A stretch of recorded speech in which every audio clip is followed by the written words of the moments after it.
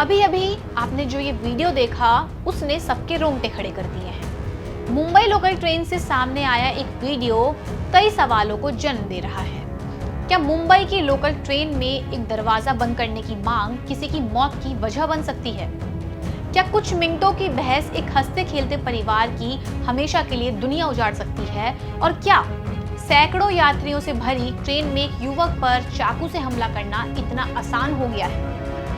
महज 22 साल के मयंक लोहार की आखिर ऐसी क्या गलती थी जिसकी कीमत उसे अपनी जान देकर चुकानी पड़ी? ट्रेन के दरवाजे को लेकर शुरू हुआ विवाद आखिर हत्या तक कैसे पहुंच गया? उधर बेटे को खो चुके पिता इंसाफ की गुहार लगा रहे हैं, तो बहन का सवाल पूरे देश को सोचने पर मजबूर कर रहा है। बहन का सवाल है कि आखिर इतने लोगों के सामने उसके भाई पर हमला हुआ, लेकिन उसे बचाने के लिए कोई आगे क्यों नहीं आया?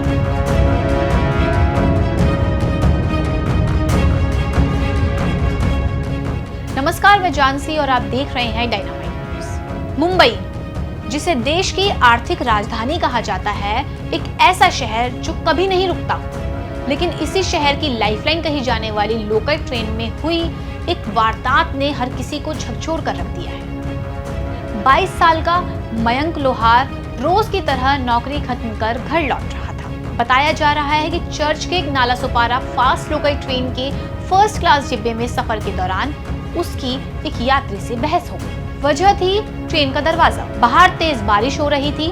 मयंक चाहता था कि दरवाजा बंद रहे, जबकि दूसरा यात्री रोशन सुवर्णा, जो कि कार्गो के लिए बारकोड बनाने का काम करता है, वह उस दरवाजे को खुला रखना चाहता था। मामूली कहासुनी धीरे धीरे विवाद में बदल गई। कुछ चश्मदीदों के मुताबिक कई यात्रियों ने बीच बचाव भी किया और मामला शांत होता नजर आया, लेकिन अचानक हालात बदल गए। आरोप है कि रोशन सुवर्णा ने चाकू निकालकर मयंक पर हमला कर दिया। देखते ही देखते फर्स्ट क्लास कोच में चीख पुकार मच गई। मयंक गंभीर रूप से घायल होकर नीचे गिर पड़ा। पूरे डिब्बे में दहशत मच गई। और सबसे बड़ा सवाल यही है कि उस वक्त ट्रेन में मौजूद लोग क्या कर रहे थे? सोशल मीडिया पर वायरल वीडियो को लेकर अब बहस छिड़ गई है। कई लोग सवाल उठा रहे हैं कि जब मयंक जिंदगी और मौत के बीच संघर्ष कर रहा था, तब आखिर भीड़ मूक दर्शक क्यों बनी हुई थी? क्या लोग डर गए थे, या फिर हम एक ऐसे समाज में बदल चुके हैं जहां मदद से ज्यादा मोबाइल कैमरा चलाना आसान हो गया है? गंभीर हालात में मयंक को बोरीवली स्टेशन पर उतारा गया और अस्पताल पहुंचाया गया। डॉक्टरों ने पूरी कोशिश की, लेकिन उसकी जान नहीं बचाई जा सकी। मयंक की उम्र महज 22 साल थी। उसने हाल ही में पढ़ाई पूरी की थी और नौकरी शुरू की थी। परिवार को उससे बड़ी उम्मीदें थी, लेकिन एक पल के गुस्से ने उन सभी सपनों को खत्म कर दिया। मयंक के पिता का कहना है कि उनका बेटा किसी विवाद में पड़ने वाला इंसान नहीं था। वहीं बहन का दर्द पूरे देश को झकझोर रहा है। बहन का सवाल है कि इतने लोगों के सामने उसके भाई पर हमला हुआ, लेकिन उसे बचाने के लिए कोई आगे क्यों नहीं आया?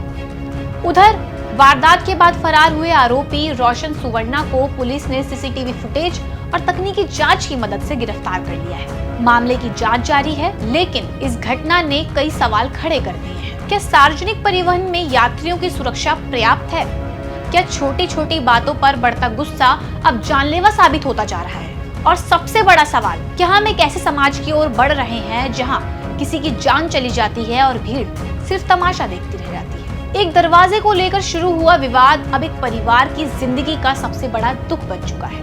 मयंक अब इस दुनिया में नहीं है, लेकिन उसकी मौत हमें सोचने पर मजबूर जरूर करती है कि आखिर इंसानी जान की कीमत इतनी सस्ती कैसे हो गई है।